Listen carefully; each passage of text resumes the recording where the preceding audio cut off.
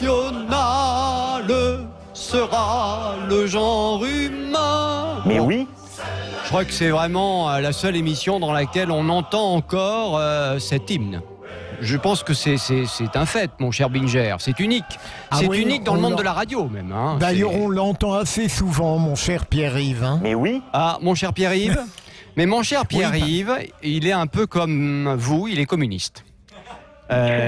Donc il est comme vous, Philippe. Il est communiste. Mais j'espère qu'à la CGT, il n'y a pas que des communistes, tout de même.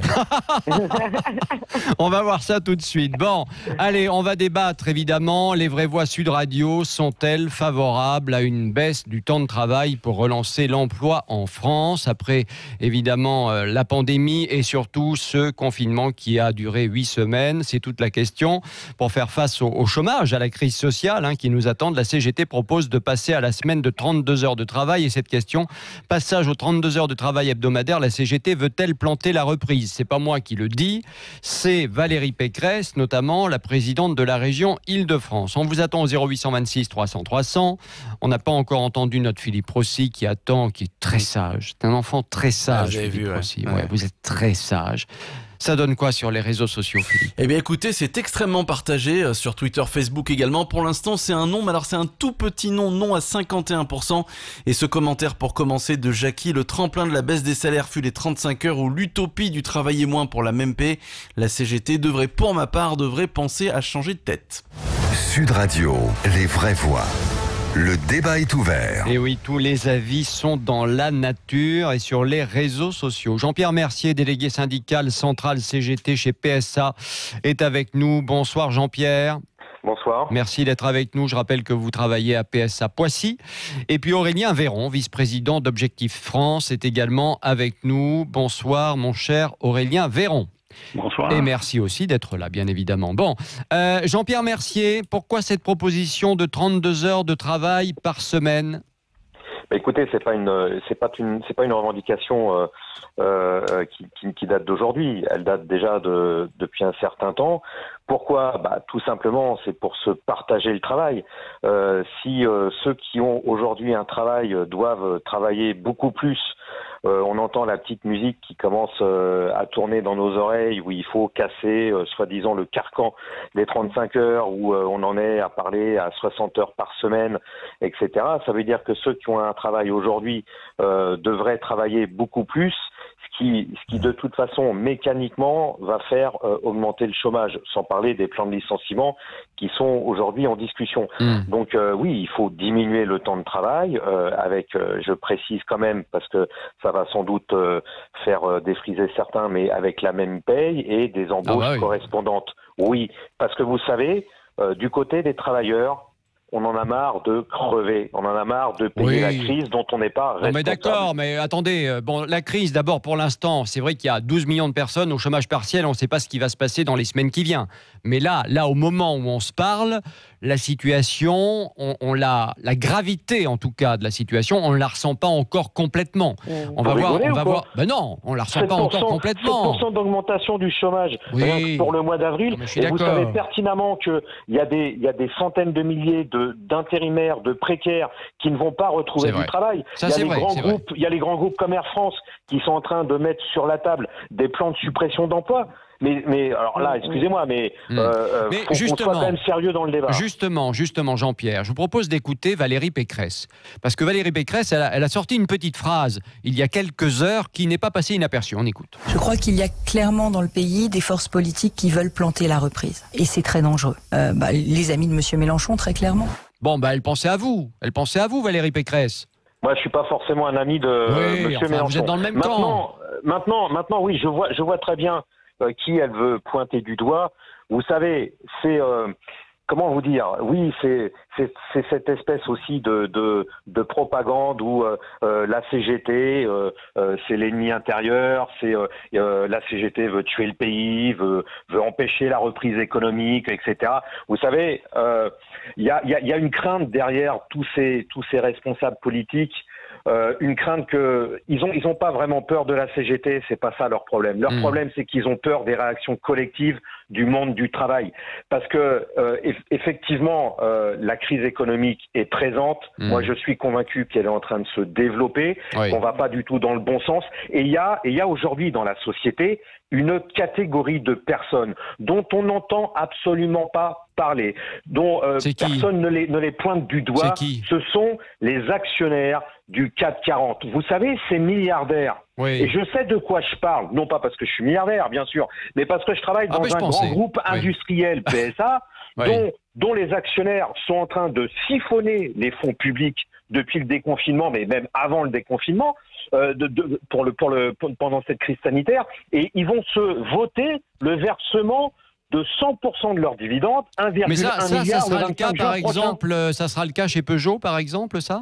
Bien sûr, ils vont se verser leurs dividendes. On a aussi entendu des actionnaires ou des grands patrons dire on réduit quand même ce que l'on devait gagner, c'est normal vu la situation. Alors peut-être qu'ils l'ont pas encore fait. Non mais je sais pas. Ils l'ont sûrement pas encore fait, mais en tout cas, je peux vous dire que les Bernard Arnault et compagnie, toutes ces grandes familles du CAC 40, tous ces grands actionnaires du CAC 40, pourquoi là on les pointe pas du doigt? Pourquoi on leur demande pas d'être à contribution par rapport à l'effort que l'ensemble de la société est amené à faire? Pourquoi c'est toujours le salarié qui doit être licencié ou voir son salaire baisser ou ses droits collectifs rognés? On va demander justement à Aurélien Véron s'il est d'accord avec vous. Alors d'abord, Aurélien, sur cette histoire de 32 heures de travail par semaine, c'est quelque chose qui vous paraît inévitable vu la situation qui s'annonce où il faudrait éventuellement partager le travail, ou bien c'est une idée complètement saugrenue pour vous? Déjà, on se rejoint sur un point avec Jean-Pierre Mercier, c'est qu'on est en train de vivre une crise économique gigantesque qui va prendre de l'ampleur et qui va être bien plus importante qu'en 2008, que la crise des subprimes. Sur les 32 heures, ça s'appelle du temps partiel. Je crois que chaque entreprise aujourd'hui est en recherche de survie. Je parle vraiment de survie. Des entreprises sont vraiment menacées de disparaître. D'abord parce que pendant 2 mois, la production s'est littéralement arrêtée dans un grand nombre de cas. Et je ne parle pas des grands groupes, je parle des PME, des ETI, des entreprises moyennes. Leur avenir n'est pas garanti. On sait que la restauration, le tourisme, l'aéronautique, on parlait d'Air France. Toujours fermé d'ailleurs, les restaurants. Le transport aérien, comment voulez-vous que ça fonctionne dans les 2 ans avec un virus qui tourne et des mises en quarantaine quand on voyage? Donc des secteurs sont menacés dans leur avenir. Donc les entreprises sont confrontées à un choc de l'offre. Il faut qu'elles se remettent en question, qu'elles s'organisent, qu'elles s'adaptent.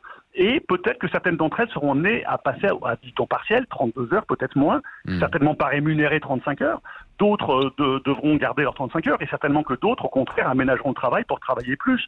Mais je crois que ça relève vraiment de chaque entreprise. Et c'est ce qui va être essentiel pour arriver à ces entreprises. Là, vous rejoignez, juste une chose, vous rejoignez Aurélien Véron, vous rejoignez le président du Sénat, Larcher, c'est ce qu'il a dit ce matin. Il a dit, il faut voir entreprise par entreprise, il faut que ça se négocie par entreprise. Alors, pourquoi pas? Notre pays meurt de décisions jacobines prises pour toutes les entreprises, comme si elles étaient toutes pareilles. Elles sont toutes différentes. Dans les services, dans l'industrie, dans le secteur agricole, chacune a son mode de fonctionnement, a ses contraintes, a sa crise en ce moment qui est différente. Et donc, il faut que les partenaires sociaux, et c'est là que les syndicats ont un grand rôle à jouer avec les employeurs, de jouer des partenariats au cas par cas. D'ailleurs, la CGT d'imposer à toutes les 32 heures d'une manière unilatérale. Non, mais vous parlez de l'importance des syndicats et des négociations. Il faut le rappeler. La CGT signe souvent des accords dans énormément d'entreprises. C'est très majoritaire. Je crois qu'en disant ça, Jean-Pierre Mercier, je trahis pas un secret de. Voilà, c'est un secret de polichinelle. Vous participez pleinement aux accords dans les entreprises régulièrement avec des signatures d'accords. Ça se passe plutôt bien globalement. On participe à la négociation, on participe aux discussions, bien sûr, et nous sommes convaincus, c'est peut-être ce qui fait un peu la différence avec Monsieur Laurent Berger, c'est que pour nous, on ne peut avoir les salariés ne peuvent avoir gain de cause qu'à travers un rapport de force, et ça c'est une loi. C'est une loi. C'est ça le problème. Le problème de ce syndicalisme-là, c'est que c'est un syndicalisme de revendication violente et pas de partenariat. Quand on est salarié, on est partenaire avec l'employeur. On cherche à arriver à l'optimum pour les salariés, mais on sait que c'est lié à une productivité qui marche, à une boîte où les conditions de travail sont bonnes. Et ce partenariat, il passe pas par un rapport de force dans le sens d'une confrontation, mais dans le sens d'une négociation. Et parfois, la CGT, je prends le cas de Sandouville, qui récemment a mis à pied 1700 salariés qui ne travaillent plus. On va en parler. Pour des raisons bien précises, on va en parler. Pour des raisons bien précises de vice de forme. Alors, il y a peut-être des raisons. La justice a tranché pour une raison. La justice est faite comme ça. Donc, il y a des réglementations qui sont parfois absurdes. Mais moi j'avais une question et après, je voudrais laisser la parole à Philippe Binger et à Yael Mellul. Non, mais on a bien compris. Après, pardon de vous le dire. C'est pas pour aller dans le sens de la CGT que je dis ça. Mais enfin, la violence aujourd'hui, c'est quand même les salariés, les petites gens, ceux qui ont 1500 € par mois, qui sont en train de la vivre et qui vont la vivre encore plus. C'est pas les grands actionnaires. Et il faut quand même aussi le reconnaître. Voilà, mais c'est une forme de violence. C'est pas les actionnaires. L'enjeu, ce sont les employeurs de PME. Bon, moi, je voudrais savoir une chose. Lors des 35 heures, de la mise en place des 35 heures, est-ce qu'on a créé beaucoup d'emplois? Il me semble qu'au début, oui, mais que très vite après, ça n'a plus fonctionné. Est-ce que je me trompe, Aurélien Véron? Non, ça a été un choc de productivité majeur. Les entreprises s'en remettent encore difficilement aujourd'hui. Elles se sont adaptées. Il y a eu des amendements qui ont aménagé les 35 heures. Donc aujourd'hui, on les a contournés.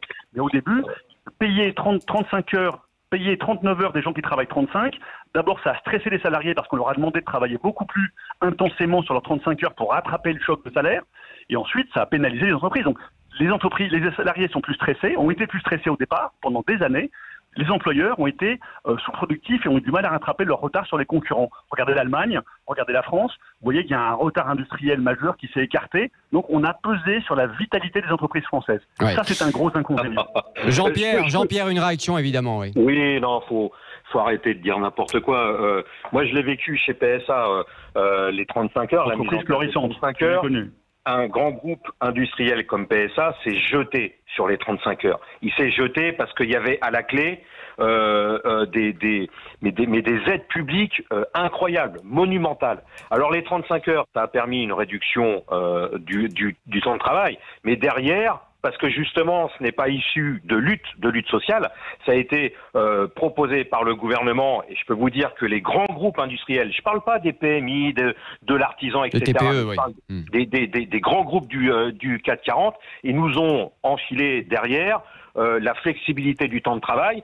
Ça a été la fin du calcul hebdomadaire du temps de travail, ça a été l'annualisation, et chez PSA, on a même eu la triannualisation. Donc on est d'accord sur le fait que les PME ne sont pas traitables de la même manière que les groupes du CAC 40. Mais vous voulez que je vous dise, moi, sur les PME, les PME n'ont pas eu les mêmes aides que les grands groupes. L'ennemi, l'adversaire du PME, c'est pas la CGT, c'est le grand groupe, c'est le donneur d'ordre. Si on prend l'exemple de l'automobile, les deux grands donneurs d'ordre en France, Renault et PSA, sont en train d'étrangler des dizaines, des centaines, des milliers de PME. Parce qu'ils ont un objectif de rentabilité et ils en font crever des PME. Le principal ennemi de la PME, c'est le donneur d'ordre, c'est le CAC 40. Bon, on va donner la parole à Philippe Binger. Philippe, cette histoire de 32 heures, ça vous paraît plausible ou pas, vous ?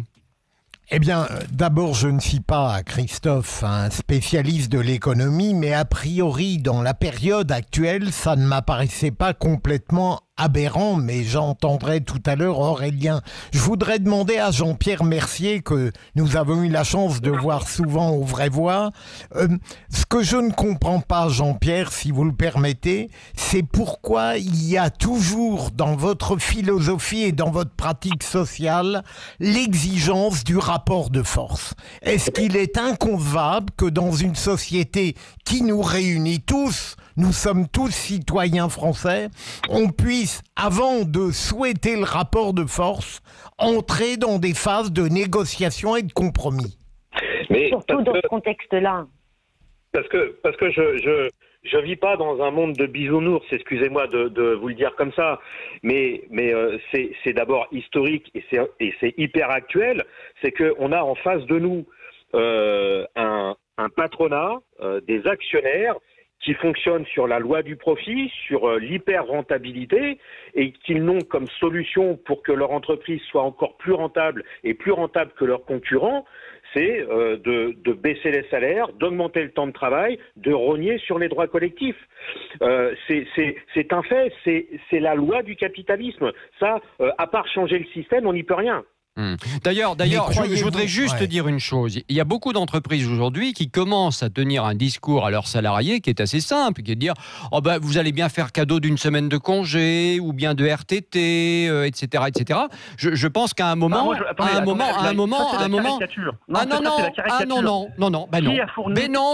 mon vieux, non, je suis pas d'accord avec vous. Je suis désolé, c'est pas vrai, c'est pas de la caricature. Il y a des réalités.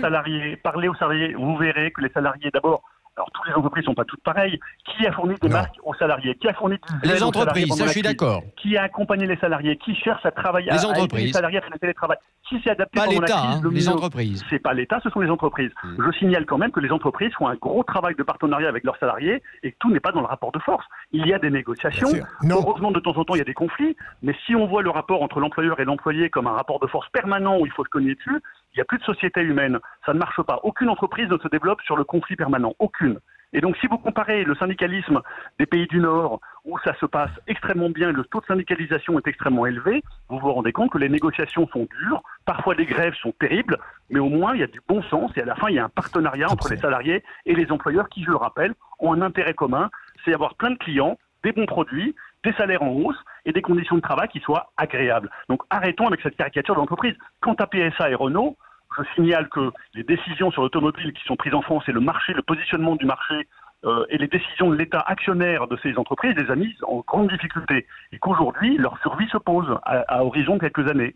Ouais. Et donc, des groupes en bonne condition financière et économique. Et donc, c'est aux salariés de PSA et de Renault de se faire licencier, de voir diminuer leur salaire, de voir rogner leurs congés payés, mais les actionnaires, on n'y touche pas. Si l'entreprise ferme, il n'y aura plus de salariés du tout. Mais les actionnaires, vous ne parlez jamais des actionnaires. Pourquoi vous ne parlez jamais des actionnaires? Pourquoi on ne leur demande rien? Pourquoi regardez le cours de PSA et le cours de Renault, pourquoi l'actionnaire est heureux? Enfin, excusez-moi, aujourd'hui, c'est pas l'actionnaire qui est servi, la priorité, c'est de faire survivre ces entreprises avec des salariés qui soient heureux d'y travailler, avec des produits qui soient de qualité, qui se vendent. Si les salariés ne sont pas heureux, ça ne se vendra pas. Aujourd'hui, le modèle de la voiture est en train d'être bouleversé. Les grandes villes n'en veulent plus. Les gros modèles SUV qui se vendaient bien ne se vendent plus. Donc ces entreprises sont confrontées à un changement, une révolution de l'automobile qui les met en péril. Et les marques françaises, PSA et Renault, n'ont pas forcément fait les bons choix. Donc là, on a un problème de modèle économique et d'industrie qui est un secteur, mais il y a d'autres secteurs économiques qui ne vivent pas du tout ça. Et vous ne pouvez pas parler comme ça d'entreprises comme des mais alors, c'est vrai qu'il y a autre chose qui joue, évidemment, parce que là, on parle de ces entreprises comme si la situation était normale, mais sauf qu'on sort de, effectivement, plusieurs semaines de confinement, que le virus est toujours là, qu'il va être là pendant des mois et des mois, que les gens vont peut-être pas avoir envie de racheter des bagnoles, parce que c'est peut-être pas la priorité pour le moment, et que ça va être effectivement très compliqué pour le secteur. Vous nous appelez au 0826 300 300, vous avez la parole.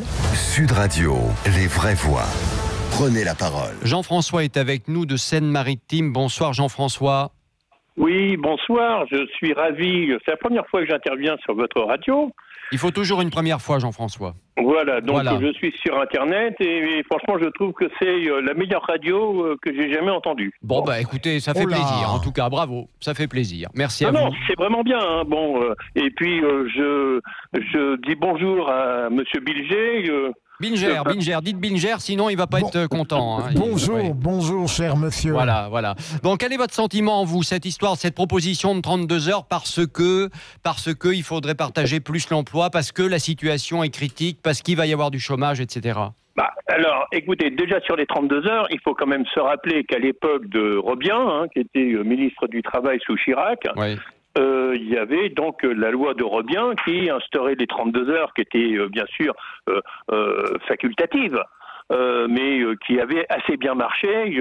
Et à l'époque, c'était Laroutourou qui avait travaillé avec Robien là-dessus.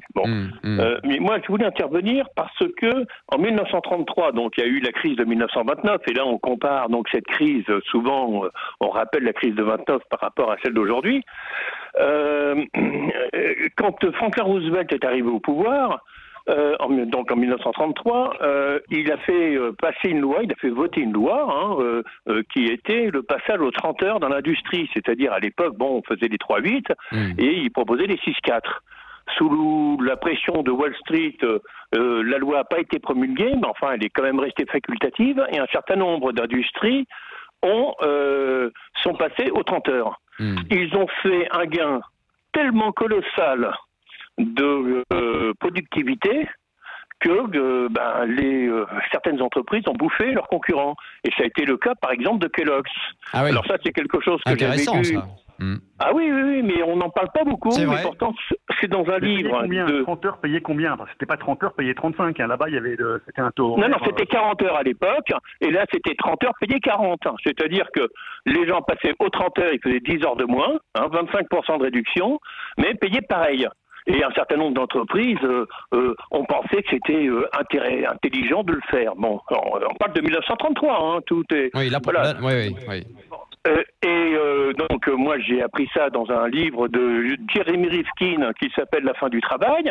On peut toujours critiquer Jeremy Rifkin, mais enfin là c'est extrêmement bien documenté. Et on sait que les entreprises qui sont passées aux 32 heures à l'époque de Robien ont fait des gains de productivité importants, donc ça c'est de l'industrie. Quand on est passé aux 35 heures, dans la première phase des 35 heures sous Jospin, il y a eu d'excellents gains de productivité aussi. Et après, le problème, aujourd'hui, on critique les 35 heures, mais parce que si on met les 35 heures à l'hôpital, il suffit de voir aujourd'hui comment on peut faire 35 heures à l'hôpital. C'est idiot. Alors attention, vous me permettez de vous corriger juste sur un élément. Allez-y, Aurélien Véran, oui. Les gains de productivité qui ont été effectués après les 35 heures étaient des gains de productivité horaires. Et c'est là où je reviens au stress qu'ont vécu les salariés. Beaucoup de salariés, dans des sondages et des analyses, ont été extrêmement stressés. Il y a eu beaucoup de burn-out parce que la productivité horaire a explosé. Effectivement, on est les premiers.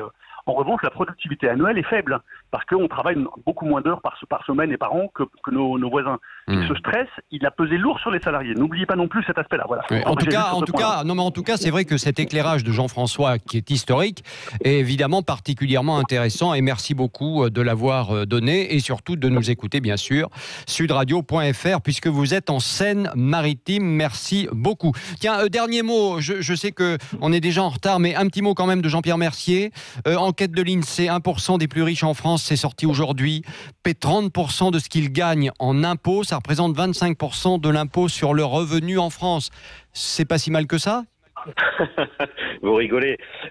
Les riches aujourd'hui n'ont jamais aussi peu payé d'impôts de toute l'histoire. Voilà. Je ne veux pas revenir sur le débat de l'ISF, de la flat tax et compagnie, mais il y a eu cadeau sur cadeau à ces milliardaires qui ont fait défaut d'ailleurs dans les services publics et notamment dans les hôpitaux où on a payé très cher la note. Non, l'ISF rapporte moins que l'impôt sur le revenu chez les riches. Bien sûr. Pourquoi on le remet pas? Mais c'est même pas ça le problème. Le problème, 1%, c'est pas des milliardaires. Philippe Martinez, il est dans les 1%. Il n'est pas milliardaire. Je sais pas. Faudrait qu'on vérifie. Écoutez, moi je pense qu'il faut taxer le capital, il faut taxer les bénéfices, il faut taxer les dividendes. Ils sont vraiment scandaleux que dans cette société, il y en ait une toute petite minorité qui continue à se goinfrer. À se goinfrer d'argent public et à se goinfrer sur le dos de l'ensemble du monde du travail, alors qu'on vit une crise sanitaire sans précédent et qu'on va vivre une crise économique extrêmement importante. Allez, on pourrait continuer ce débat qui est passionnant, il faut quand même le reconnaître. Jean-Pierre, merci beaucoup Jean-Pierre Mercier d'avoir été avec nous dans Les Vraies Voix sur Sud Radio. Vous reviendrez bien sûr, et puis Aurélien Véran aussi, parce que c'est vrai que votre avis est très éclairant également, donc merci beaucoup d'avoir été avec nous. Objectif France, je le rappelle.